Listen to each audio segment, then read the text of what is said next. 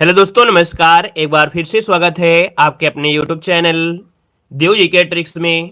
तो दोस्तों, आज की इस वीडियो में हम लोग पढ़ने वाले हैं जो कि आप देख सकते हैं संविधान पॉलिटी जो भी है ये हम लोग यहाँ पर पूरी तरीके से कवर करेंगे।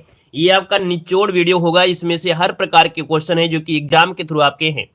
याद रखिए कि आपके एग्जाम में पॉलिटी का महायोगदान रहने वाला है। ठीक है, चलिए गुड मॉर्निंग सभी को, गुड मॉर्निंग, नमस्कार सभी को, जय हिंद सभी को, गुड मॉर्निंग। आवाज वगैरह आ रही है, आपको मिल पा रही है तो एक बार सभी लोग थम्स अप कर दीजिए। आवाज आ रही है तो एक बार सभी लोग कमेंट कर दीजिए, फिर हम लोग क्लास को स्टार्ट करते हैं। आ रही है, रेडी है? चलिए तो स्टार्ट करते हैं और सभी लोग वीडियो को लाइक शेयर कर दीजिएगा। अगर ऑफलाइन देख रहे हैं तो ऑफलाइन भी वीडियो को लाइक करिएगा। यहाँ पर देखिए पहला क्वेश्चन आपके सामने है, कह रहा है कोई विधेयक धन विधेयक है या नहीं, इसका निर्णय कौन करता है। हमने सिर्फ वही क्वेश्चन लिया है जो सिर्फ और सिर्फ आईएमपी है, सिर्फ और आईएमपी पॉइंट लिया है। देखिए कोई विधेयक धन विधेयक है या नहीं, इसका निर्णय कौन करता है।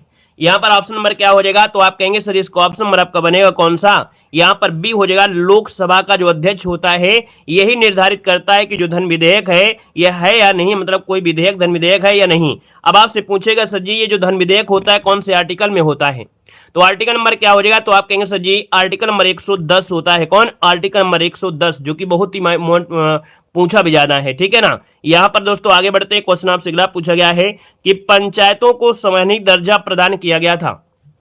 चलिए, पंचायतों को संवैधानिक दर्जा जो प्रदान किया गया ये कब किया गया था दोस्तों। यहाँ पर देखा जाए तो इसका आंसर क्या हो जाएगा, तो आप कहेंगे सर ऑप्शन बी हो जाएगा, अनुच्छेद 243 के अंतर्गत। क्या? अनुच्छेद 243 के अंतर्गत यहाँ पर पंचायतों को संवैधानिक दर्जा दिया था। ऑप्शन नंबर आपका बी हो जाएगा। आगे बढ़िए, क्वेश्चन आपसे दिया गया है, कह रहा है सूची फर्स्ट को सूची सेकंड से यहाँ पर सुमेलित करना है। अब यहाँ पर देख सकते हैं कि क्या इसका आंसर आपका हो सकता है, मिलान हम लोग यहाँ पर करते हैं। और आपसे यहाँ पर देखो दिया गया है कि जो आपका दिया है भारतीय संविधान का भाग, यहाँ पर देखिए इसको मिलान कर लेते हैं 9।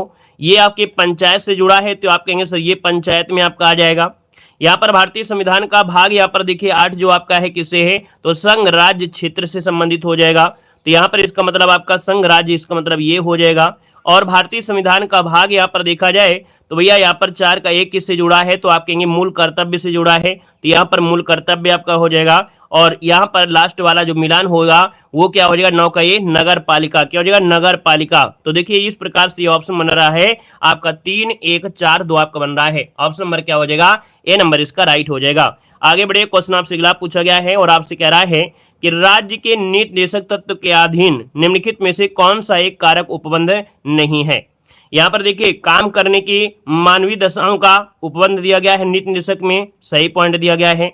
कि 6 वर्ष से कम आयु के बच्चों को प्रारंभिक बाल्यावस्था में देखरेख शिक्षा उपलब्ध कराना, ये भी आपका सही हो जाएगा। कि भारत के सभी लोगों में सामंजस्य और सामान्य सामूहिक भाईचारे की प्रकृति को बढ़ाना, तो ये भैया आपका नहीं है ना, ये आपका नहीं होगा। याद रखिए यहाँ पर जो आंसर है वो आपका सी वाला, ये आपका इसमें से आंसर नहीं होगा। क्लियर हो गया है। और आगे बढ़िए, क्वेश्चन दिया गया है कि दिनेश गोस्वामी समिति का संबंध किससे था। चलिए यहाँ पर जवाब देना है, आपसे कह रहा है दिनेश गोस्वामी समिति का जो संबंध है वो आपकी किससे था। 5 का ऑप्शन देना है दोस्तों। 5 की अगर बात कर लेते हैं तो आपका जो आंसर हो जाएगा बी हो जाएगा। याद रखिए निर्वाचन सुधारक से, किससे है, निर्वाचन सुधारों से संबंधित है। इसका जो ऑप्शन बनेगा यहाँ पर आपका बी नंबर राइट हो जाएगा, बी नंबर बन जाएगा। ठीक है ना। और आगे बढ़ते हैं, क्वेश्चन आपसे अगला पूछा गया है और आपसे दिया गया है कि निम्नलिखित युग्मों में से कौन सा एक सही सुमेलित नहीं है। कौन सा एक सही सुमेलित नहीं है यहां पर बताना है। आपका जो आंसर बनेगा वो राइट इनमें से क्या हो जाएगा। चलिए तो आप कहेंगे सर यहां पर देखा जाए तो आपका जो दिया है राज्य स्तरीय जो आपका है या अंतरराज्यीय, क्या बोलेंगे, अंतरराज्यीय परिषद आपका 263 आर्टिकल में होता है। यहां पर दूसरा दिया गया है वित्त आयोग आपका 280 में आपका होता है। प्रशासनिक न्यायाधिकरण आपका 223 के काम में आपका होता है। यहां पर दिया है संघ लोक सेवा आयोग। दोस्तों याद रखिए संघ लोक सेवा आयोग जो दिया है 300, यहां पर क्या 318 नहीं होता है दोस्तों। याद रखिएगा यहां पर जो होगा क्या, तो आप कहेंगे सर 315 होता है। कितना होता है?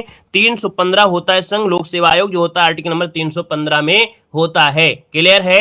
यहां पर आगे बढ़ते क्वेश्चन आपसे अगला पूछा गया है, कह रहा है सरकारिया आयोग की संस्तुतियां निम्नलिखित में से किससे संबंधित है। सरकारी आयोग की संस्तुति जो आपकी है वो किस में संबंधित है, आपसे पूछा है। आपका आंसर इनमें से क्या हो जाएगा। तो दोस्तों यहाँ पर देखा जाए तो आपका जो आंसर बनेगा इनमें से क्या हो जाएगा, तो आप कहेंगे डी नंबर है। यहाँ पर केंद्र और राज्य से संबंधित है, किससे है, केंद्र और राज्य का जो आंसर है आपका डी हो जाएगा। यहाँ पर आगे बढ़ते हैं, क्वेश्चन आपसे दिया गया है कि भारतीय संविधान के अंतर्गत निम्नलिखित में से कौन सा मूल कर्तव्य नहीं है, कौन सा मूल कर्तव्य नहीं है, आपसे क्वेश्चन पूछा गया है। तो चलिए यहाँ पर बताना है आपका आंसर इनमें से क्या बनेगा। चलिए सभी को जवाब देना है, यहाँ पर जो आंसर बनेगा इनमें से क्या हो सकता है। तो पहला दिया है लोक चुनाव में मतदान करना, तो भैया ये आपका मूल कर्तव्य नहीं है ना। बाकी वैज्ञानिक प्रवृत्ति है, सार्वजनिक संपत्ति है, संविधान में निष्ठावान, ये आपका है, तो ऑप्शन नंबर आपका ए हो जाएगा, ये इसमें से आपका नहीं आता है। आगे बढ़िए, क्वेश्चन आपसे दिया गया है, कह रहा है एक उच्च न्यायालय का न्यायाधीश अपना त्याग पत्र संबोधित करता है। चलिए बताइएगा कि एक उच्च न्यायालय का जो न्यायाधीश होता है वो अपना त्याग पत्र किसको देता है। तो आप कहेंगे सर भारत के राष्ट्रपति को देता है। हमने बताया था कि भैया भारत का राष्ट्रपति होता है वही नियुक्ति करता है, और भैया जब त्यागपत्र की बात होगी तो त्यागपत्र उसी को दिया जाता है जो आपका नियुक्त किया गया है। पॉलिटी में आपका रूल होता है, बाकी एक दो जगह रूल काम नहीं करेंगे लेकिन हर जगह काम करेंगे। तो इसका आंसर आपका बनेगा ए नंबर। आगे बढ़िए, क्वेश्चन आपसे अगला पूछा गया है और आपसे कह रहा है कि 73वें संविधान संशोधन अधिनियम द्वारा भारतीय संविधान में कौन सा भाग जोड़ा गया था। चलिए जवाब देना, इसका आंसर क्या हो जाएगा, यहां पर देना आंसर क्या हो जाएगा। देखो हमने कहा सिर्फ वही हमने पॉइंट लिया है जो एग्जाम के लिए दृष्टि से हैं, बाकी हम चाहते तो आपकी स्टार्टिंग से करते, संविधान कब बना, संविधान में निर्वाचन कब हुआ, ये सब क्वेश्चन नहीं है। हमने लगा है कि बस यही क्वेश्चन लें जो कि एग्जाम में आपको छपने वाले हैं, इसलिए आपको इस प्रकार के मिल रहे हैं। यहाँ पर देखो 73वें संविधान संशोधन अधिनियम द्वारा भारतीय संविधान में कौन सा भाग जोड़ा गया था। यहाँ पर देखा जाए तो आपका आंसर क्या हो जाएगा, तो आप कहेंगे सर ऑप्शन नंबर आपका ये हो जाएगा, ये है आपका भाग। दोस्तों यहाँ पर याद रखिएगा, और इसके तहत देखा जाए तो जैसे 16 आपके नए अनुच्छेद जो आपके 243 से लेके 243 के ओ तक आपके इसमें से जोड़े गए थे। तो यहाँ पर जो ऑप्शन बनेगा इनमें से राइट क्या हो जाएगा, ए नंबर इसका राइट हो जाएगा। दोस्तों याद रखिएगा, ठीक है। 9 यहाँ पर आगे बढ़े, क्वेश्चन आपसे अगला पूछा गया है, कह रहा है भारत ने समवर्ती सूची की संकल्पना कहां से लिया है। भारत ने समवर्ती सूची की जो संकल्पना लिया है दोस्तों कहां से लिया है। तो दोस्तों आप कहेंगे समवर्ती सूची लिया है ऑस्ट्रेलिया के संविधान से। कहां से लिया है, ऑस्ट्रेलिया के संविधान से लिया है। दोस्तों याद रखिएगा, और जो संसद की संयुक्त बैठक होती है, क्या संसद की जो संयुक्त बैठक होती है ये भी आपकी यहीं की देन है, यहीं की देन आपकी, ये भी याद रखेगा। बाकी आप लोग जानते हैं कि यूएसए के संविधान से देखा जाए मूल कर्तव्य है न्यायिक पुनर्वलोकन लिया गया है। आयरलैंड से दोस्तों क्या लिया गया है, तो आप कहेंगे सर आयरलैंड से राज्य के निर्देशक लिए गए हैं। ब्रिटेन से क्या लिया गया है, संसदीय प्रशासन प्रणाली लिया गया है।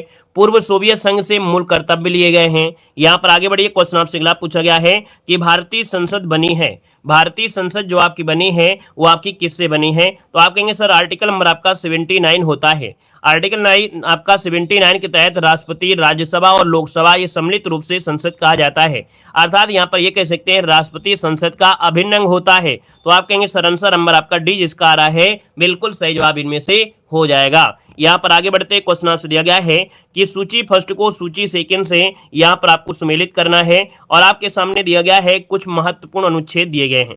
हमने कहा संविधान अगर संशोधन करना है तो आपका प्रयोग करना होगा 368 का। किसका करना है, तो 368 को करना है। यहाँ पर 4 हो जाएगा। वित्त आयोग किसमें होता है, तो आप कहेंगे सर वित्त आयोग होता है 280। किसमें होता है, 280 होता है। यहाँ पर क्या हो जाएगा, 3 हो जाएगा। वित्तीय आपातकाल जो आपका है दोस्तों ये 360 में होता है। तो आप कहेंगे सर जी 360 यहाँ पर 1 हो जाएगा। और अखिल भारतीय सेवाएं जो राज्यों के लिए होती हैं तो ये आपके 312 है, तो यहाँ पर 2 हो जाएगा। ये समझो ये जो आपके 4 आर्टिकल है ये इतने महत्वपूर्ण आर्टिकल हैं, इतने महत्वपूर्ण आर्टिकल हैं कि समझो क्वेश्चन आपके एग्जाम में यहाँ से बहुत बनते हैं।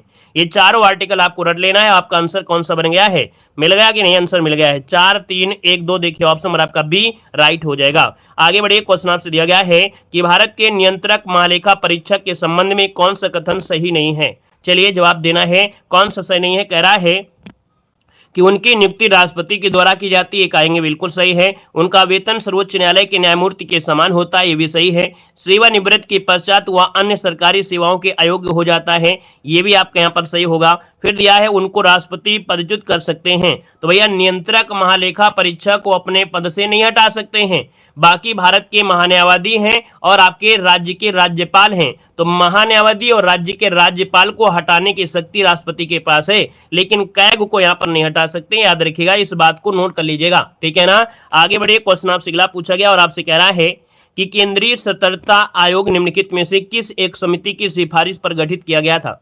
केंद्रीय सतर्कता आयोग निम्नलिखित में से किस समिति की सिफारिश पर यहां पर गठित किया गया था? तो दोस्तों ये थी आपकी संथानम समिति। क्या थी? तो वर्ष 1962 में गठित संथानम समिति की सिफारिश के आधार पर ही सरकारी जो अधिकारियां हैं इनका भ्रष्टाचार के आरोपों की जांच के लिए 1964 में केंद्रीय सतर्कता आयोग की स्थापना की गई थी। मोस्ट इंपोर्टेंट क्वेश्चन है, डायरेक्ट याद रखिएगा कब? तो 1964 में याद है केंद्रीय सतर्कता आयोग की स्थापना की गई थी। आगे बढ़िए, क्वेश्चन आपसे अगला पूछा गया है कि निम्नलिखित में से पंचायतों की वित्तीय स्थिति का पुनर्लोकन करने के लिए वित्त आयोग का गठन करता है। मतलब यहां पर देखा जाए तो आप कहेंगे सर यहां पर देखा जाए तो आपका आंसर क्या होगा 16 नंबर में। चलिए सभी को जवाब देना है। तो हमने कहा सर जी यहां पर देखा जाए तो आपका जो आंसर बनेगा इनमें से क्या हो जाएगा? नोट कर लीजिएगा, यहां पर जो आंसर बनेगा इनमें से क्या हो जाएगा? तो दोस्तों यहां पर देखा जाए इसका जो आंसर आ गया है वो आपका सी हो जाएगा संबंधित राज्य का राज्यपाल। अर्थात निम्नलिखित में से कौन पंचायतों की वित्तीय स्थिति का पुनर्लोकन करने के लिए वित्त आयोग का गठन करता है? तो ये गठन करता है राज्यों में जो संबंधित राज्य का राज्यपाल होता है। तो आपका जो आंसर बनेगा कौन हो जाएगा? यहाँ पर आपका सी नंबर है, राइट हो जाएगा, सी नंबर बन जाएगा। क्लियर है ना? यहाँ पर दोस्तों आगे बढ़ते क्वेश्चन आपसे अगला पूछा गया है कि भारतीय नागरिकों के जो मौलिक अधिकार का वर्णन है वो कितने में है? चलिए भारतीय नागरिकों के जो मौलिक अधिकार का वर्णन है वो आपके किस में है? तो दोस्तों यहाँ पर देखा जाए तो आपका जो आंसर बनेगा वो राइट हो जाएगा। क्या? तो आप कहेंगे 12 से स्टार्ट होते हैं और 35 तक आपके होते हैं, जो कि भाग 3 में आपका इनका उल्लेख किया गया है। संयुक्त राज्य अमेरिका से ये आपके मौलिक अधिकारों को लिया गया है। क्लियर हो गया है? चलिए आगे बढ़ते हैं, क्वेश्चन आपसे अगला दिया गया है कि निम्नलिखित उच्च न्यायालयों में से कौन एक से अधिक या केंद्र शासित प्रदेश के लिए आपका है? मतलब दोस्तों यहाँ पर देखा जाए एक ऐसा न्यायालय है जो एक से अधिक राज्यों के लिए आपका बना हुआ है। यहाँ पर देखा जाए इसका आंसर क्या हो जाएगा? तो दोस्तों यहाँ पर देखा जाए ऑप्शन नंबर आपका डी हो जाएगा, ये जो आपका मुंबई है, मुंबई उच्च न्यायालय। दोस्तों इसमें देखा जाए तो आपका महाराष्ट्र भी आता है ना? क्या होगा? महाराष्ट्र भी इसमें से आपका है, और साथ में दोस्तों देखा जाए गोवा भी है। क्या है? यहाँ पर आपका गोवा हो जाएगा। साथ में यहाँ पर दादरा नगर हवेली है। क्या है? दादरा नगर हवेली भी इसी में आपको मिलेगी, और साथ में यहाँ पर दमन द्वीप जो आपका है, ये चारों आपके देखा जाए तो आपकी मुंबई उच्च न्यायालय के अंतर्गत आपके आते हैं। दोस्तों याद रखिएगा। बाकी गुजरात का तो गुजरात है, दिल्ली का आपका दिल्ली है, इलाहाबाद का उत्तर प्रदेश हो जाएगा। यहाँ पर आगे बढ़िए, क्वेश्चन आपसे अगला पूछा गया है कि भारत के संविधान के अंतर्गत विषय तथा संबंधित सूची के बारे में युग्म में से कौन सा एक सुमेलित नहीं है, आपसे पूछा गया है। देखिए कह रहा है 1 किस में आते हैं? तो आप कहेंगे सर 1 आता है समवर्ती सूची में। मोस्ट इंपोर्टेंट क्वेश्चन आपका ये दिया गया है, याद रखिए। आपसे क्वेश्चन पूछेगा 1 किस में आते हैं? तो समवर्ती सूची में होते हैं। शेयर बाजार दोस्तों समवर्ती में नहीं होता है, ये केंद्र में होता है। किस में होता है? केंद्र में होता है। जैसे पुलिस पूछे जाए पुलिस प्रशासन किस में होता है? तो आप कहेंगे सर ये पुलिस प्रशासन राज्यों से होता है। ठीक है ना? तो यहां पर देखिए आपका बी नंबर आपका गलत हो गया। बाकी डाकघर बचत किस में होता है? संघीय सूची में होता है। जन स्वास्थ्य होता है राज्य सूची में। अब देखिए राज्य सूची से ही ज्यादा क्वेश्चन आपकी बनेंगे राज्य सूची में, और राज्य सूची में देखिए क्या क्या है, कल लगभग 5 पॉइंट आपको रट लेना है। जैसे कि हमने बताया लोक व्यवस्था, क्या दिया है? लोक व्यवस्था जो आपकी होती है राज्य सूची में होता है। पुलिस जो आपका होता है, पुलिस प्रशासन जो होता है ये राज्य सूची में आपका आता है। जो जन स्वास्थ्य होता है ये भी किस में आता है? तो आपकी राज्य सूची में आपका आता है। भूमि जो होता है ये भूमि किस में आता है? तो भी आपको बताना है राज्य सूची में आपका आता है। स्थानीय स्वशासन जो होता है वो भी किस में आता है? राज्य में आता है। सिंचाई किस में आता है? तो सिंचाई भी किस में आता है? तो आपके राज्य में आता है। कृषि किस में आता है? तो कृषि भी किस में होगा? राज्य में आता है ना? तो ये इतने वाले पॉइंट जो आपके ये किस में आते हैं? तो आप कहेंगे सर राज्यों में आते हैं। बहुत आईएमपी पॉइंट आपका है। अगला क्वेश्चन आपसे दिया गया है कि निम्नलिखित संविधान संशोधन अधिनियम में से किस एक में यह प्रावधान किया गया कि किसी राज्य में मंत्रिपरिषद का आकार क्रमशः लोकसभा सदस्यों की कुल संख्या का उस राज्य के विधानसभा के सदस्यों की कुल संख्या का 15% से अधिक नहीं होगा। दोस्तों एक संशोधन हुआ था 91 नंबर का। कौन सा? 91 नंबर का संशोधन हुआ था। उसमें कहा गया था कि भैया जो भी मंत्रिपरिषद आपकी होगी है ना, उसमें 15% से अधिक नहीं हो सकता है। तो ऑप्शन नंबर आपका ए इसका राइट हो जाएगा। क्लियर है? आगे बढ़िए, क्वेश्चन आपसे अगला पूछा गया है, कह रहा है कि भारतीय संविधान को 26 नवंबर 1949 को किसके द्वारा अधिनियमित किया गया था? भारतीय संविधान को 26 नवंबर 1949 को किसके द्वारा अधिनियमित किया गया था? इसका जो आंसर है यहाँ पर 21 नंबर का जो ऑप्शन है वो आपका राइट। इनमें से क्या हो जाएगा? जवाब देना है। तो भैया यहाँ पर दिया है 1949 में, और कहेंगे सर जी अधिनियमित किया गया था, आपका आंसर क्या हो जाएगा? नोट कर लीजिएगा, यहाँ पर जो आंसर बनेगा वो क्या हो जाएगा, तो आप कहेंगे सर जी जो 26 नवंबर 1949 था यह अधिनियमित किया था भारतीय संविधान सभा के द्वारा। किसके द्वारा? संविधान सभा, जिसका आंसर है यहाँ पर राइट क्या हो जाएगा, ए नंबर दोस्तों, इसका ए नंबर आपका राइट हो जाएगा। यहाँ पर आगे बढ़ते क्वेश्चन आपसे अगला पूछा गया है कि निम्नलिखित में से कौन सी जोड़ी संस्था और संविधान के अनुच्छेद के लिए आपका जुड़ा हुआ है। अब यहाँ पर देखा जाए तो आप कहेंगे सर यहाँ पर जो आंसर आपका दिया गया है ये आप कर संस्था और संविधान के अनुच्छेद सुमेलित हैं। सुमेलित आपसे पूछा गया 22 नंबर में। देखो हमने कहा सर जी जो सर्वोच्च न्यायालय है ना, सर्वोच्च न्यायालय किस में आता है? भारत का जो सर्वोच्च न्यायालय होता है किस में आता है? आप कहेंगे सर जी 324 नहीं होता है, 124 होता है। कितना होता है? 124 होता है। भारत का जो निर्वाचन आयोग होता है वो कितना होता है? आप कहेंगे 324 में होता है, ये सही है, आपका आंसर मिल गया है, बी नंबर आपका हो जाएगा।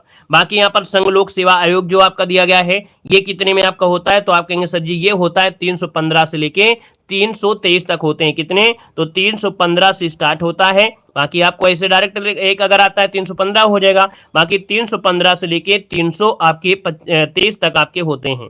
महाधिवक्ता जो होता है किस में होता है? तो ये राज्य का महाधिवक्ता होता है 165 में। किस में होता है? 165 में होता है। तो आप कहेंगे सर आंसर आपका मिल गया है, बी नंबर आपका जवाब राइट हो जाएगा। क्लियर हो गया है? चलिए आगे बढ़िए। क्वेश्चन आपसे अगला पूछा गया है कि संविधान की अनुसूची 6 में इनमें से किस राज्य में लागू नहीं होती है। चलिए संविधान में जो अनुसूची 6 है ये किस राज्य में लागू नहीं होती है?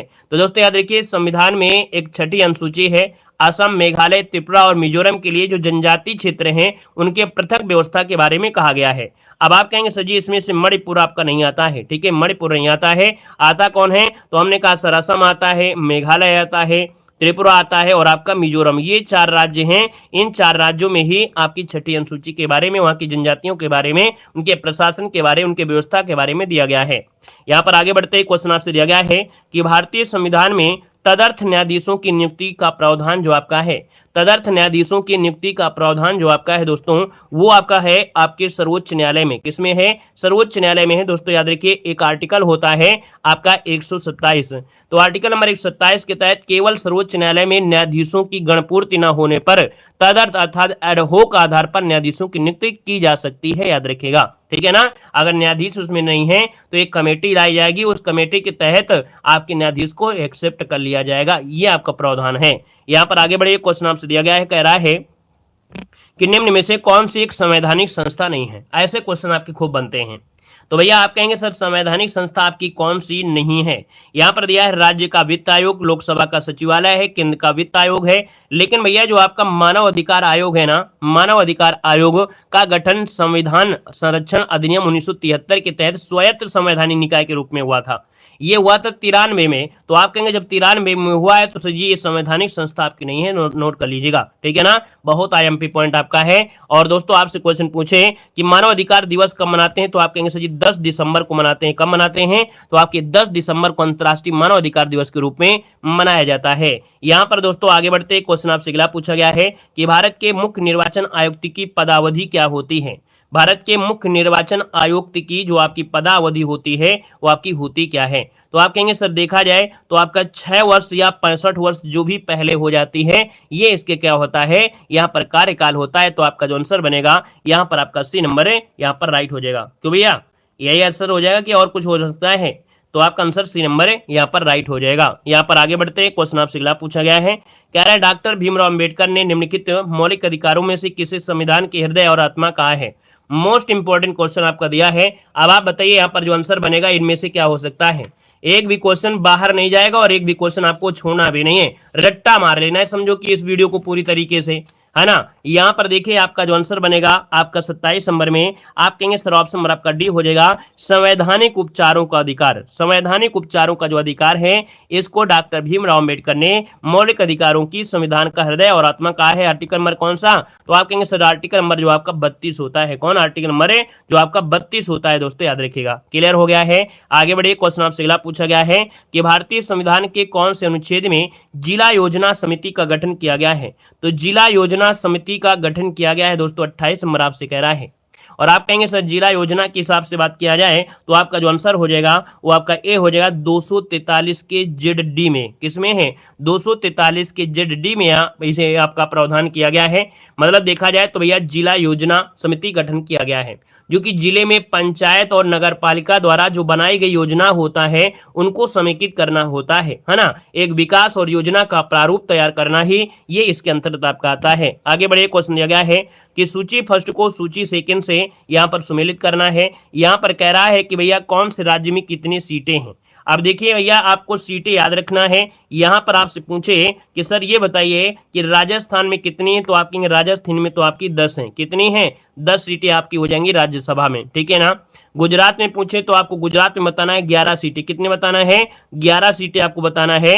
और अगर पूछे कर्नाटक में कितनी है तो कर्नाटक में 12 सीटें हैं। कितनी हैं? 12 सीटें हैं, यहाँ पर 4 हो जाएगा। पंजाब में पूछे तो पंजाब में 7 सीटें हैं। कितनी हैं? 7 सीटें हैं। देख लीजिए कोई ऑप्शन मिल रहा है क्या इतने में? कोई ऑप्शन मिल रहा है क्या?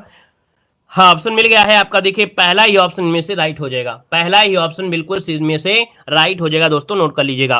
बाकी कुछ जगह आपसे और पूछ सकता है, जैसे आपका बिहार के चुनाव हुए, और जब बिहार के चुनाव हुए हैं तो भैया बिहार चुनाव में जब हुआ है तो कोई क्वेश्चन आपका बन भी सकता है। एमपी से बन सकता है, उत्तर प्रदेश से भी बन सकता है। हमने कहा सर जब बिहार की बात लिए हैं तो बिहार में कितनी 16 सीटें हैं आपकी राज्यसभा की। कितनी? राज्यसभा की 16 सीटें आपकी बिहार से हैं। मध्य प्रदेश में दोस्तों याद रखिए कितनी है, तो एमपी में 11 हैं। और यूपी में पूछे तो आप कहेंगे सबसे ज्यादा है, कितनी है, तो आपकी यूपी में 31 सीटें हैं। इतने पढ़ लीजिएगा। राज्यसभा से जो भी अगर आता है ये आपके कह सकते हैं सीटें, तो आपको यहीं से मिल जाएंगे। अगला क्वेश्चन आपसे दिया गया है कि भारत में राष्ट्रीय आपातकाल की घोषणा करने का जो आधार है इनमें से कौन सा नहीं है। तो देखिए राष्ट्रीय आपातकाल की घोषणा अगर करना है तो भैया इनमें से कौन सी बात यहाँ पर नहीं होती, आधार इनमें से कौन सा नहीं है, ये पूछा गया है। तो चलिए यहाँ पर देख लेते हैं आपका जो आंसर होगा इनमें से क्या हो सकता है। तो आप कहेंगे सर जी जब युद्ध की स्थिति होती है, या बाह्य आक्रमण होता है, या सशस्त्र विद्रोह होता है, तब आपके यहाँ पर क्या होता है, राष्ट्रीय आपातकाल की घोषणा हो सकती है। तो यहां पर देखा जाए तो आंतरिक अशांति को खतरा से कोई मतलब आपका नहीं है, तो भैया आपकी राष्ट्रीय आपातकाल की घोषणा इसके आधार पर नहीं किया सकता है। तो आपका जो आंसर बनेगा वो आपका दोस्तों सी नंबर है, यहाँ पर राइट हो जाएगा, सी नंबर बन जाएगा। क्लियर हो गया है। चलिए दोस्तों यहाँ पर देखा जाए आर्टिकल नंबर कौन होता है, तो आप कहेंगे सर जी 352 के तहत आपका हो जाएगा। ठीक है, 352 के तहत होता है कि युद्ध है, बाह्य आक्रमण है, सशस्त्र विद्रोह है, इन कारण के कारण संपूर्ण भारत में किसी हिस्से की सुरक्षा अगर खतरे में होती है तो राष्ट्रपति के द्वारा आपातकाल की घोषणा की जा सकती है। अगला क्वेश्चन यहाँ पर दिया गया है कि भारत के राष्ट्रपति को महाभियोग द्वारा हटाने की प्रक्रिया निम्नलिखित में से किस अनुच्छेद में है। चलिए यहाँ पर देखिए आपका जो आंसर इनमें से राइट क्या हो सकता है, यहाँ पर जवाब देना है। और देखा जाए तो आपका जो आंसर बनेगा इनमें से क्या हो जाएगा। आप कहेंगे सर यहाँ पर देखा जाए तो आपका आर्टिकल नंबर जो आपका दिया गया है कौन सा, बी नंबर 61 हो जाएगा। 61 के माध्यम से महाभियोग द्वारा यहाँ पर कह सकते हैं कि राष्ट्रपति को हटाया जा सकता है दोस्तों, याद रखिएगा। ठीक है ना। और यहाँ पर देखा जाए संविधान का जब अतिक्रमण होता है ना, संविधान का अतिक्रमण करने पर ये शक्ति आपकी होती है, तो भैया इसको इसके पद से हटाया जा सकता है। हमने कहा था जो लोकसभा होता है, क्या लोकसभा होता है और राज्यसभा होता है, इसमें पहले 1/4 बहुमत पारित हो जाता है, फिर नोटिस भेजी जाती है आपकी 14 दिन के लिए, फिर भी अगर नहीं हटते हैं तब आपकी चाहे लोकसभा हो चाहे राज्यसभा से हो, आर्टिकल नंबर 61 के तहत यहाँ पर प्रक्रिया जारी कर दी जाएगी। अगर 2/3 बहुमत पारित हो जाता है तो भैया राष्ट्रपति को अपने पद से हटना पड़ेगा दोस्तों, याद रखिएगा। क्लियर हो गया है। चलिए आगे बढ़िए। क्वेश्चन आपसे अगला पूछा गया और आपसे दिया गया है कि सूची फर्स्ट को सूची सेकंड से यहाँ पर सुमेलित करना है। अभी अभी हमने बताया था इसके बारे में, देखो अनुसूचियां आ गई हैं, बहुत ही आईएमपी पॉइंट दिया गया है। अनुसूचियां जो आपकी दी गई हैं बिल्कुल आईएमपी पॉइंट वाली हैं। देखिए ये बताइएगा कि यहाँ पर देखा जाए तो आपका चतुर्थ अनुसूची में क्या है, चौथी अनुसूची में राज्यसभा में सीटों का जो आवंटन है, राज्यसभा में जो सीटों का आवंटन है ये आपके चौथी अनुसूची में है, यहाँ पर 3 हो जाएगा। छठी अनुसूची की बात करें तो आपको बताना है कि जनजातियों के क्षेत्र के प्रशासन के विषय में आपका दिया गया है, तो आप कहेंगे सर यहाँ पर आपका 4 हो जाएगा। 8वीं अनुसूची की बात करता है तो संविधान द्वारा मान्यता प्राप्त जो भाषाएं हैं, तो भाषाओं से रिलेटेड आपका हो जाएगा, दूसरा हो जाएगा। और जब 9वीं अनुसूची पूछे तो आपको विषय बता देना है, यहाँ पर 1 इसका आंसर है, राइट हो जाएगा दोस्तों, याद रखिएगा। ठीक है ना। क्लियर हो गया। बहुत ही मोस्ट इंपोर्टेंट क्वेश्चन आपका दिया गया है। जो लोग इस वीडियो को देख लेंगे, उस वीडियो को देखने के बाद आपको लगेगा कि नहीं हाँ इसमें कुछ था, शायद पेपर लीक वाले क्वेश्चन आपके डायरेक्ट रखे गए हैं। बाकी जो नहीं देखेंगे बाद में देखेंगे तो उनको कहेंगे सर जी इस वीडियो को पहले देख लिया होता, काश काश पहले देख लिया होता। देखो आपसे कह रहा है कि संविधान के अंतर्गत पंचायतों में महिलाओं के 1/3 प्रतिनिधित्व की गारंटी कौन सुनिश्चित देता है। तो दोस्तों ये बताइए, जो आपके पंचायत होते हैं इनमें महिलाओं के 1/3 प्रतिनिधित्व की गारंटी कौन देता है।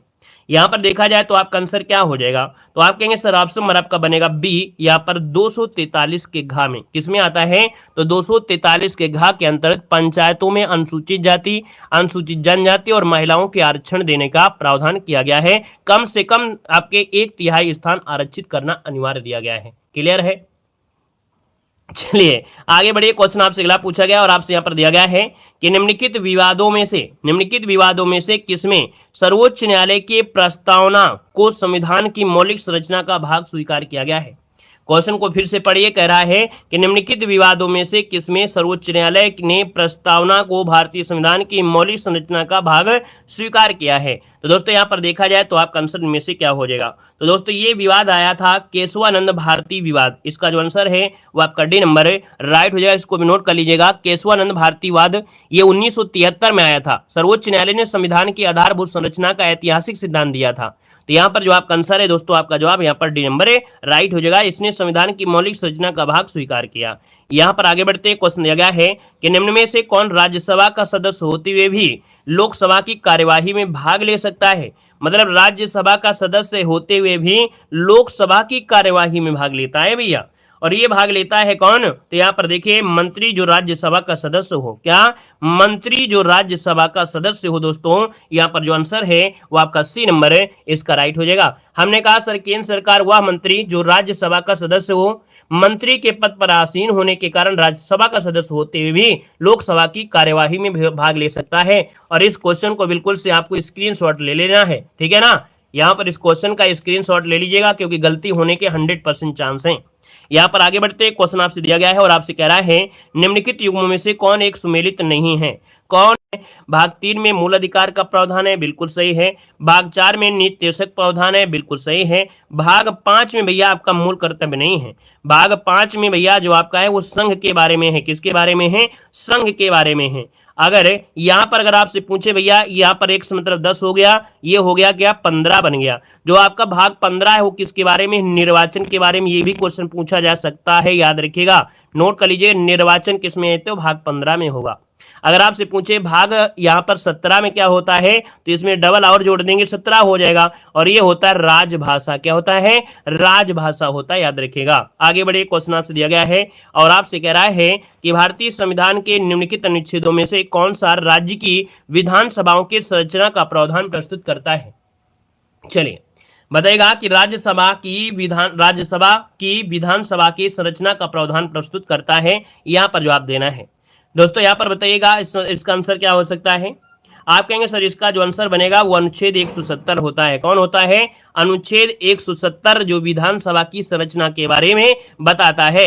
ये भी बताता है कि भैया राज्य की जो विधानसभा होती हैं इनमें अधिकतम संख्या कितनी हो सकती है, तो आप कहेंगे अधिकतम संख्या दोस्तों 500 होती है और न्यूनतम जो आपकी होती है वो 60 हो सकती है। ये भी आपको बात याद रख लेना है, बिल्कुल मोस्ट इंपोर्टेंट पॉइंट आपका यहाँ पर दिया गया है। क्लियर है। आगे बढ़िए, क्वेश्चन आपसे अगला पूछा गया है, कह रहा है निम्नलिखित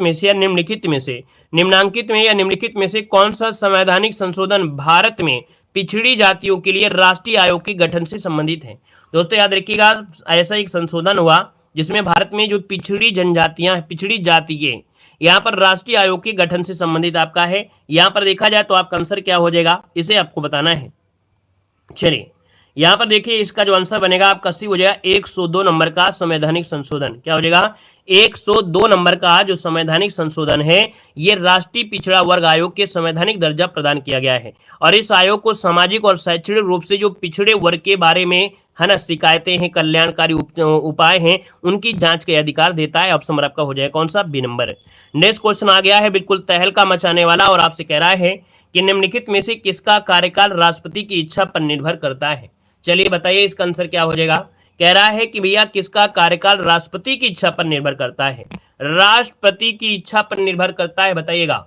यहाँ पर दिया गया है, कह रहा है भारत के महान्यायवादी, राज्यों के राज्यपाल, भारत के नियंत्रक, महालेखा परीक्षक। अभी इसी वीडियो में इस क्वेश्चन आया था इसी प्रकार का, ऐसा ही क्वेश्चन आपका आया था जब हमने आपको बताया था। हमने कहा सर जी राज्य के राज्यपाल तो होते ही होते हैं, राज्य के राज्यपाल तो होते ही होते हैं, बाकी याद रखिएगा कि भारत का जो आपका कौन है महान्यायवादी होता है, इसका भी संविधान में कहीं उल्लेख नहीं किया गया है, इसको हटाएगा कौन है, तो आपके राष्ट्रपति की इच्छा के अनुसार ही आपका है। तो याद रखिए यहाँ पर आपका फर्स्ट और सेकंड इसका ऑप्शन बनेगा। बाकी नियंत्रक महालेखा परीक्षक को हटाने का प्रावधान है, तो याद रखिए इसका आंसर आपको देना है फर्स्ट और सेकंड, क्योंकि राज्य के राज्यपाल को भैया राष्ट्रपति के द्वारा ही हटाया जा सकता है। क्लियर है ना? तो आपको बताना है इसमें सर आंसर आपका बी हो जाएगा, फर्स्ट और सेकंड।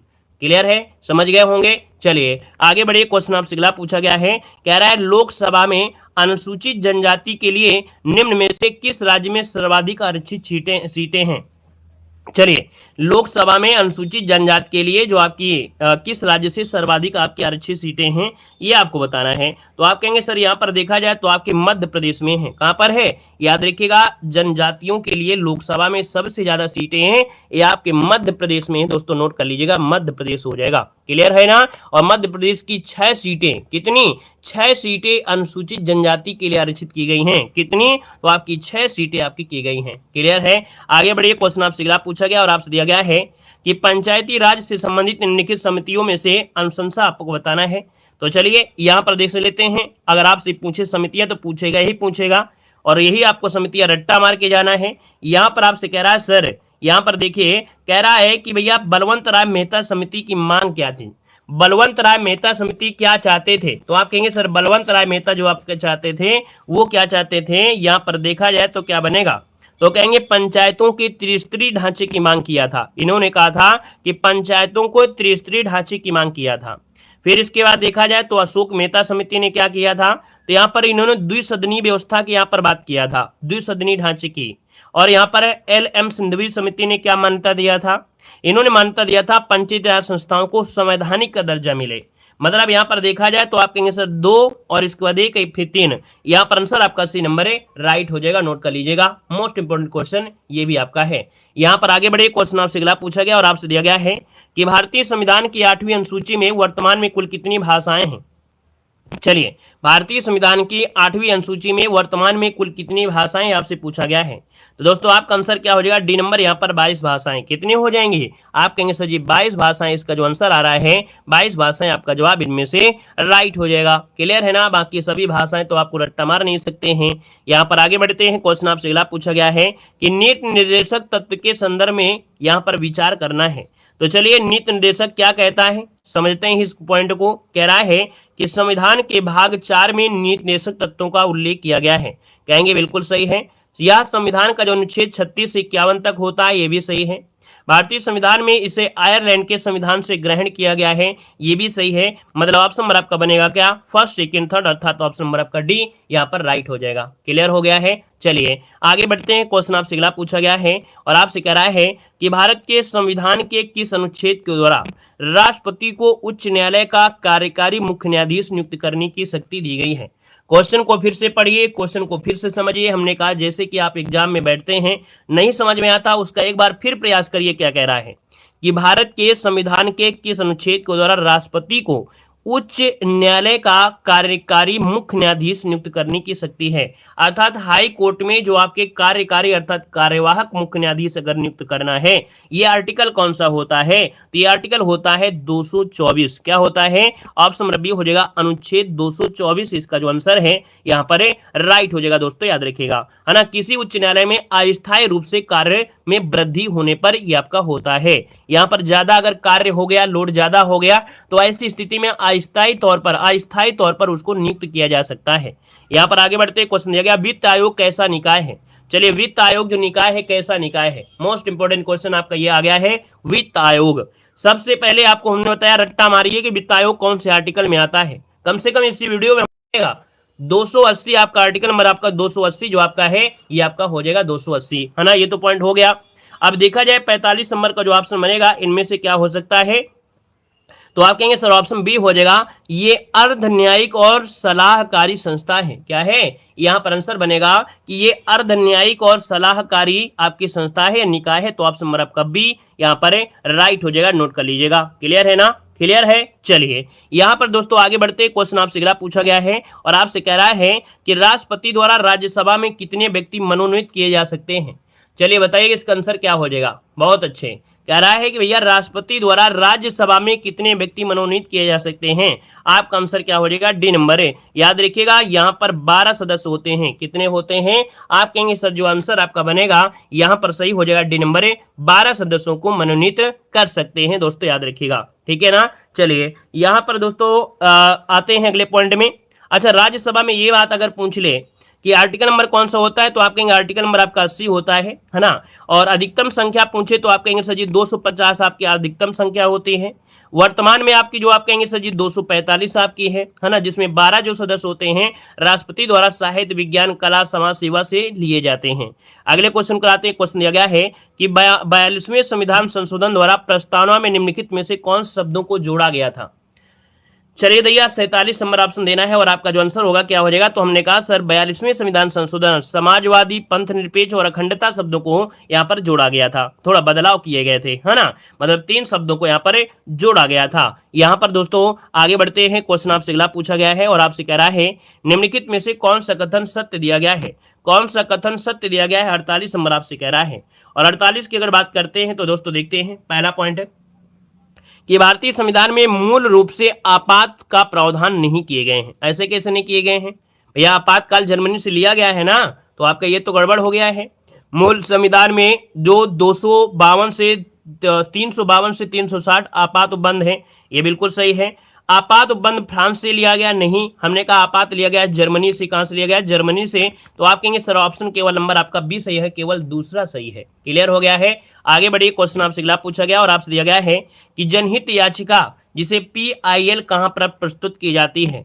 ये देखिए आपका इतना एमपी पॉइंट है, हमने आपको बताया भी था कि जनहित याचिका जो आपकी है इसके बारे में आपका चैप्टर भी आपकी एग्जाम में मानसिक अभिरुचि आपके लगभग आपके 10 नंबर आपके आने भी हैं। हमने आपको 3-4 पार्ट दिया भी है, लेकिन बहुत लोगों ने उसमें रुचि नहीं लिया है, उसको पढ़ने में रुचि नहीं लिया है, तो इसलिए हमने थोड़ा क्लास से उसमें कम कर दिया है। बाकी हम चाहते हैं कि 100 क्वेश्चन की क्लास दे देंगे तो मानसिक अभिरुचि से 10 नंबर आपके कवर हो जाएंगे, ठीक है ना। तो देखिए यहां पर कह रहे सजी जो आपकी जनहित याचिका होता है, इसी में आंसर छुपा है।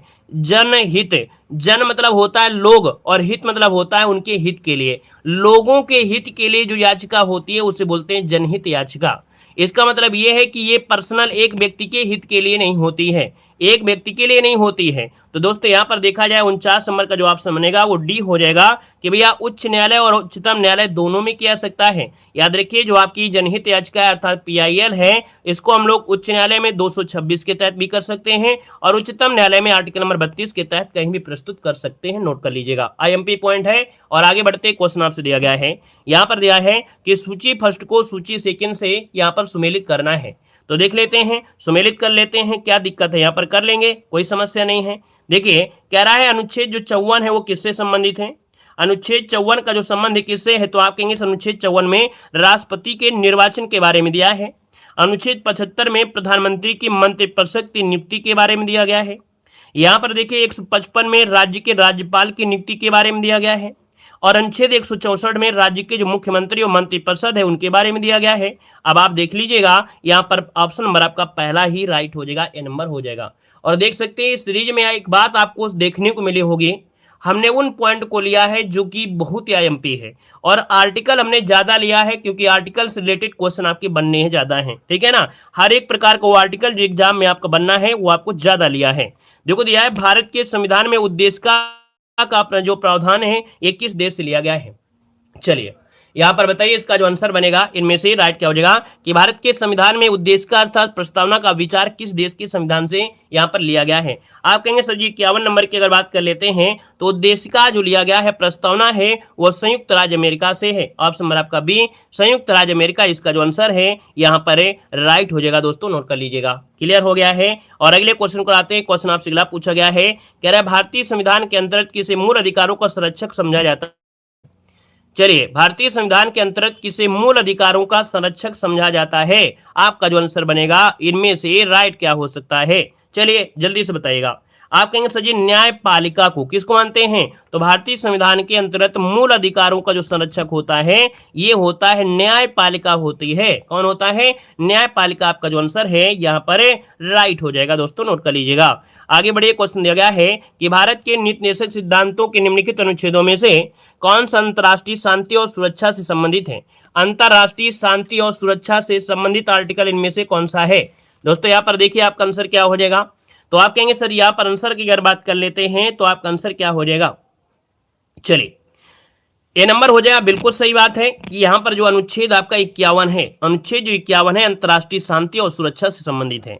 अगर यहाँ पर पूछे 40 क्या कर रहा है, 40 क्या कर रहा है यहाँ पर, तो ये है आपकी ग्राम पंचायत। मोस्ट इंपॉर्टेंट क्वेश्चन ये भी है, ग्राम पंचायत। याद रखिए ग्राम पंचायत आपका यहाँ पर हो जाएगा। यहाँ पर जो अनुच्छेद 44 है इसका कार्य क्या है, नागरिकों के लिए समान नागरिक संहिता। क्या है, समान नागरिक संहिता, समान नागरिक संहिता। ये बताइए नागरिक संहिता जो आपका नागरिक संहिता कहाँ कहाँ पर लागू है, समान नागरिक संहिता जो आपकी है ये अपने भारत में कहाँ कहाँ पर लागू है, बता सकते हैं क्या, क्यों भैया कहाँ कहाँ पर लागू है, तो आपको बताना है सर जी 2 राज्यों में। कहाँ पर, 2 राज्यों में हो चुका है। अभी तक यहाँ पर के कहाँ था, तो आपकी गोवा में था, लेकिन अब कहाँ हो गया है, तो उत्तराखंड में भी हो गया है। तो याद रखिए समान नागरिक संहिता आपकी गोवा में भी आपकी है, और अब आपके 2024 में आपके देखा जाए तो यूके में भी आपको हो गया, अर्थात देखा जाए तो उत्तराखंड में भी लागू हो चुका है। दोस्तों याद रखिएगा, क्लियर है, नोट कर लीजिएगा और आगे बढ़िए। हाँ, अनुच्छेद 50 क्या कहता है, अनुच्छेद 50 क्या है, तो राज्य की जो लोक सेवाएं हैं, है ना, कार्यपालिका से न्यायाधीश का पृथक्करण आपका है ना। यहाँ पर आगे बढ़िए, क्वेश्चन आपसे दिया गया है कि भारतीय संविधान के किस भाग में केंद्र राज्य की विधायी संबंध दिए गए हैं। भारतीय संविधान के किस भाग में केंद्र राज्य की विधायी संबंध आपको दिए गए हैं। यहाँ पर देखा जाए 54 नंबर का जो ऑप्शन बनेगा इनमें से क्या हो जाएगा, तो आप कहेंगे सर इसका आंसर आपका हो जाएगा डी नंबर। ये है भाग जो आपका दिया गया है 11, है ना। याद रखिए केंद्र राज्य की विधायी संबंध, ये भी आपका बिल्कुल IMP पॉइंट आपका है। सॉरी कितना हो जाएगा, यहाँ पर 11 हो जाएगा। अगर आप पूछे सर जी ये जो आपका IX दिया गया ये क्या कर रहा है, ये क्या रहा है, पंचायतें, अर्थात 90 में क्या दिया है, पंचायत के बारे में दिया है, पंचायतों के बारे में, पंचायत हो जाएगा। यहाँ पर अगर पूछे सर जी ये क्या कर रहा है 15 नंबर में, तो भैया 15 नंबर किस काम का है, ये किस में आता है बता सकते हैं, ये निर्वाचन है, ये है निर्वाचन के बारे में है, निर्वाचन आपका हो जाएगा। और भाग 3 तो जानते ही होंगे आप लोग सर जी, ये मूल अधिकार होते हैं, क्या होते हैं, मूल अधिकार आपके होते हैं। क्लियर हो गया है, नोट कर लीजिएगा, क्लियर है। हम भी भूल जाते हैं जल्दी रोमन अंक वाले में, कभी कभी 9 सोचते हैं कि 11 है कि 9 है, 11 है कि 9 है, ठीक है। चलिए आगे बढ़िए, क्वेश्चन दिया गया है निम्नलिखित में से कौन से संविधान संशोधन द्वारा मतदान के लिए न्यूनतम आयु को 18 वर्ष कर दिया गया था।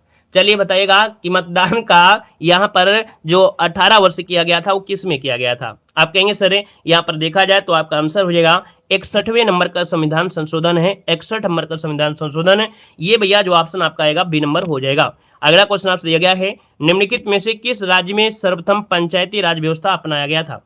चलिए बताइएगा पंचायती राज व्यवस्था जो सबसे पहले अपनाया गया ये आपके कहाँ पर अपनाया गया था, इसका आंसर इनमें से क्या हो सकता है।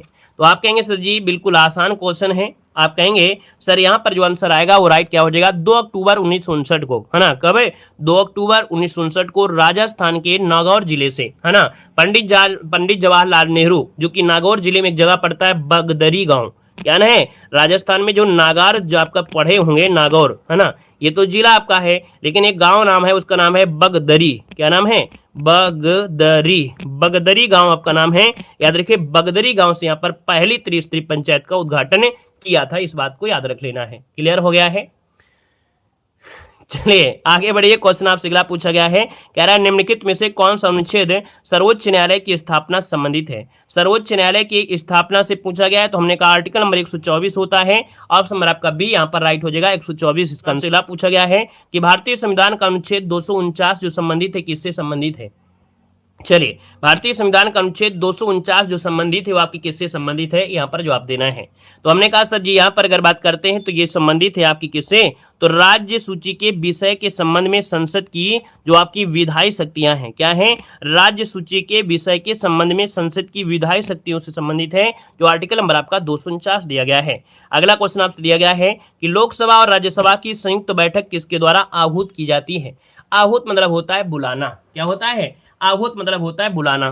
तो आप कहेंगे सर जी 59 नंबर की अगर बात करते हैं तो बुलाने का कार्य कौन करता है, बुलाने का कार्य कौन करता है, तो आप कहेंगे सर राष्ट्रपति के द्वारा होता है, जो कि ऑप्शन नंबर क्या बनेगा, यहाँ पर ए नंबर इसका राइट हो जाएगा। दोस्तों याद रखिएगा, जब भी कभी विधेयक पर, अर्थात जैसे आपका धन विधेयक है, इसको छोड़ दिया जाए, क्या धन विधेयक को छोड़ दिया जाए, तो कभी भी जब कोई संबंध होता है, कोई विधेयक होता है, उसमें से अगर सही से सिस्टम नहीं बन पाता है तो विरोध हो जाता है। तो इसलिए आर्टिकल नंबर 108 होता है। एक क्वेश्चन पूछेगा कौन सा आर्टिकल है, तो आर्टिकल नंबर 108 के तहत आहूत करने का अधिकार है आपके राष्ट्रपति को। ठीक है ना, क्लियर है। भंग करने का अधिकार भी आपकी किसके पास है, तो आपकी राष्ट्रपति के पास। लोकसभा को भंग करने का अधिकार है ये आपके राष्ट्रपति के पास है। ठीक है ना, लेकिन अध्यक्षता कौन करता है, जो संयुक्त बैठक होती है इसकी अध्यक्षता करता है लोकसभा का जो अध्यक्ष होता है। ठीक है, चलिए आगे बढ़िए, क्वेश्चन दिया गया है।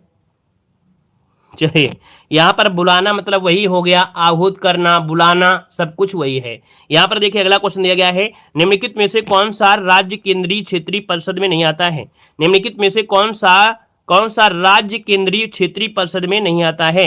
दोस्तों यहाँ पर देखा जाए तो आपका आंसर बनेगा बी। ये दोस्तों आपका बिहार, जो बिहार है वो राज्य केंद्रीय क्षेत्रीय परिषद में नहीं आता है।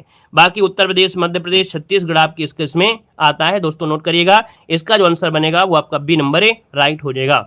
दोस्तों यहाँ पर आगे बढ़ते हैं क्वेश्चन। अच्छा, ये जो केंद्रीय क्षेत्रीय परिषद आपका है, तो इसमें देखा जाए जैसे उत्तर प्रदेश है, उत्तराखंड है, मध्य प्रदेश है और छत्तीसगढ़, ये आपके इसमें से आते हैं। ठीक है ना, और यहाँ पर आगे बढ़ते हैं। क्वेश्चन आपसे अगला पूछा गया है, कह रहा है कल्याणकारी राज्य की संकल्पना का समावेश भारत के संविधान में है। कल्याणकारी राज्य की संकल्पना का समावेश किसमें लिया गया है, ये किसमें कहा गया है, तो हमने कहा कल्याणकारी राज्य की जो संकल्पना है, ये जो कहा गया है वो किस आर्टिकल में कहा गया है, ये आपसे पूछा गया है।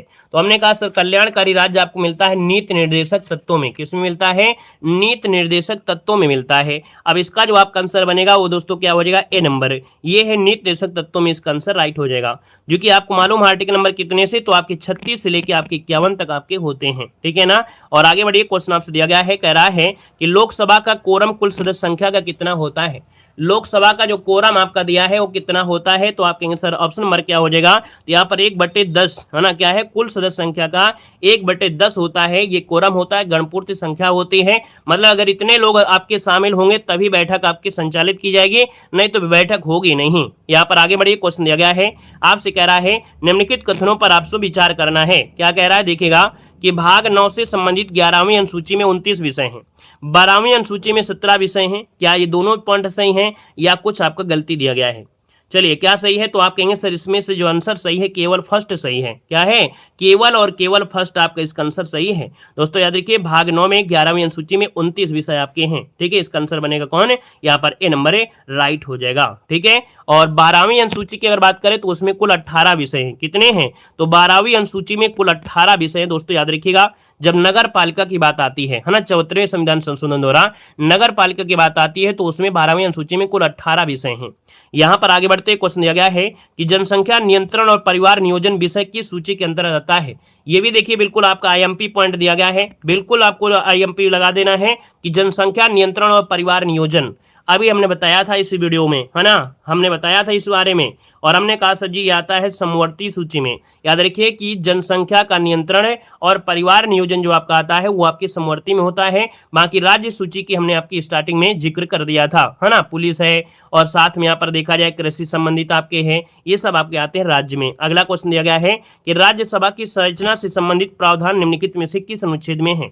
राज्यसभा की संरचना से संबंधित जो प्रावधान है वो किस में आपका दिया गया है, तो आप कहेंगे अनुच्छेद आपकी 80 में प्रावधान है। किसमें है, अनुच्छेद 80 में जो प्रावधान है वो प्रावधान किया गया है आपकी किसके, राज्यसभा के बारे में प्रावधान किया गया है। दोस्तों याद रखिए, हमने कहा कि भैया अधिकतम संख्या हो सकती है कितनी, तो 250 हो सकती है ना, यहाँ पर, परंतु वर्तमान में कितनी है, तो आप कहेंगे सर जी 245 आपकी वर्तमान में है। ठीक है ना, और उत्तर प्रदेश में सर्वाधिक आपकी है कितनी, 31 सीटें। यहाँ पर आगे बढ़ते हैं, क्वेश्चन दिया गया है कि पंचायती राज निम्नलिखित समितियों पर विचार करना है, कालक्रम के अनुसार आपको बताना है कौन से इनमें से राइट हो सकता है। कालक्रम के अनुसार ये आपको बताना है कौन सा आंसर है यहाँ पर राइट हो जाएगा। तो चलिए फिर यहाँ पर मिलान कर लेते हैं। चलिए यहाँ पर मिलान करिए, देखिए आपका सही जो आपका बनेगा इनमें से क्या हो जाएगा। तो देखिए भैया यहाँ पर जो आंसर बनेगा 66 नंबर में वो ऑप्शन बी बनेगा। याद रखिए 3, 1, 4, 2, मतलब यहाँ पर बी आर मेहता समिति, फिर इसके बाद अशोक मेहता समिति, और इसके बाद यहाँ पर जीवी के राव समिति, फिर आपकी आती है एल एम सिंघवी समिति आती है।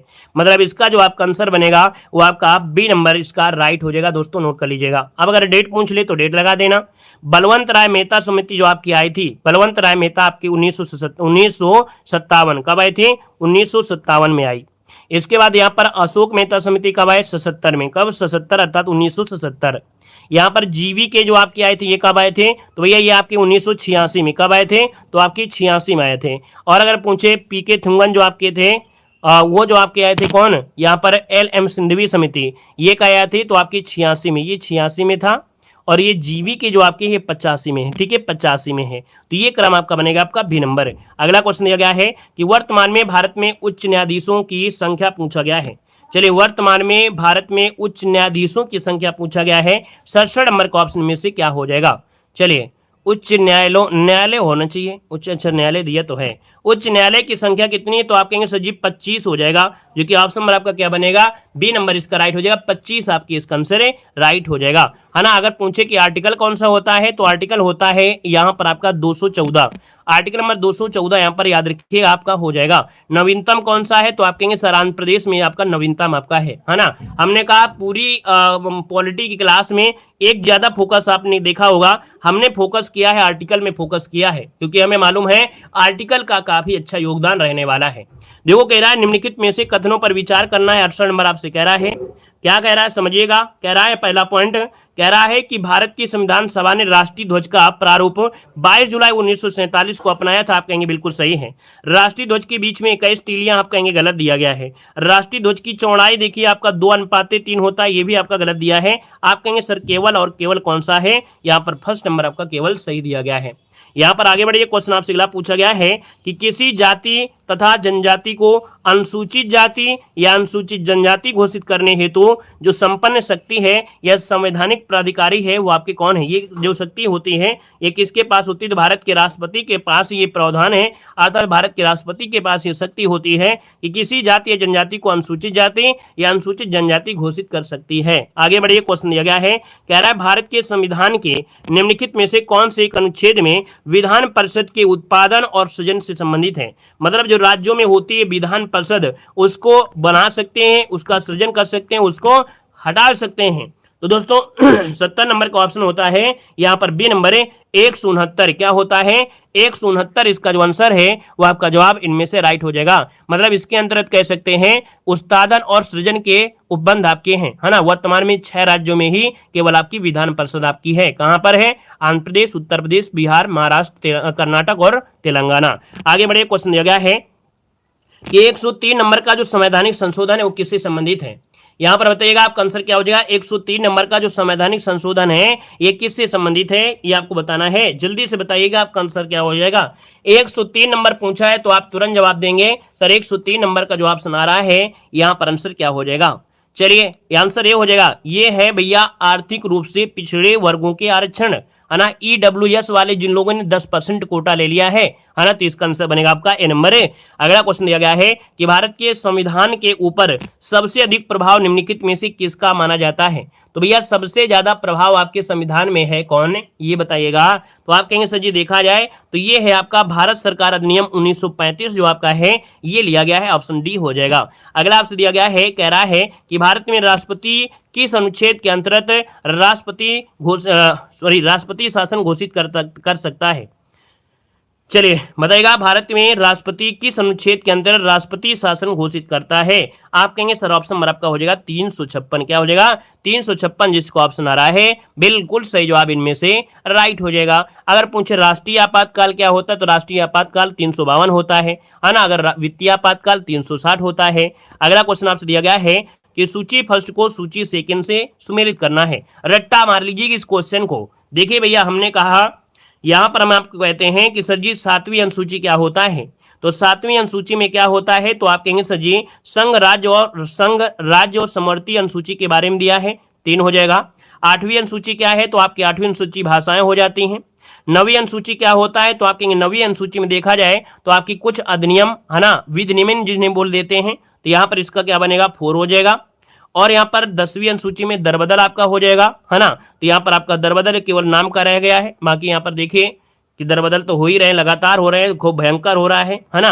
तो यहाँ पर देखा जाए तो आपका आंसर हो जाए आपका 3142 और नंबर आपका डी हो जाए। स्क्रीनशॉट ले लीजिए इसका स्क्रीनशॉट ले लीजिएगा। अगला क्वेश्चन दिया गया है, कह रहा है राज्यसभा धन विधेयक पर अपनी सहमति कितने दिनों तक रोक सकती है। चलिए बताइएगा कि जो राज्यसभा है धन विधेयक पर अपनी सहमति कितने दिनों तक रोक सकती है।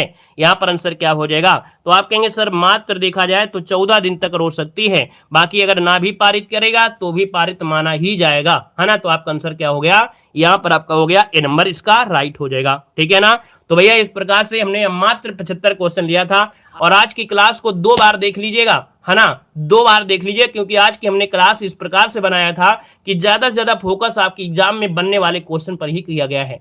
बाकी इसके पहले एक हमने क्लास आपको दिया था पॉलिटी की, जिसमें से आपको टोटल हमने संविधान के बारे में बताया था, इसलिए आज हमने संविधान से रिलेटेड कम लिया था, आज लिया है वो पॉइंट जो कि बिल्कुल आपके राइम बाण है, ठीक है। तो चलिए आज के लिए इतना रखते हैं। एक बार सभी लोग जितने जुड़े हैं, वीडियो अच्छा लगा है तो वीडियो लाइक करें, चैनल को सब्सक्राइब भी कर लीजिएगा। बेहतरीन तैयारी आपको इस चैनल पर मिलेगी, ठीक है। धन्यवाद।